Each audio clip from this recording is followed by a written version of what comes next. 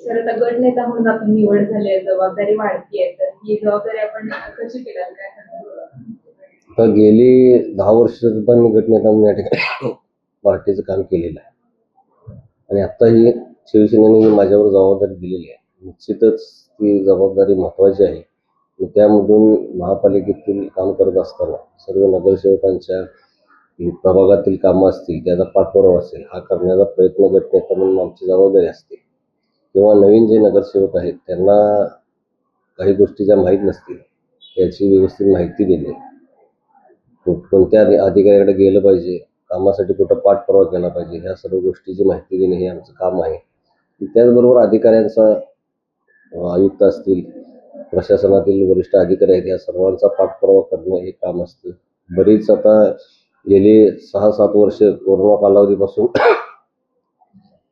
जरा कामामध्ये महापालिकेची ढिलाई आलेली आहे आणि आमची पहिल्यांदा ही जबाबदारी सर्व नगरसेवकांची असणार आहे की त्या ठिकाणी ही आरोग्य विभाग असेल, पौडी विभाग असेल, या सर्व विभागातील कर्मचाऱ्यांच्याकडून लोकांची व्यवस्थित कामं करून घेणे.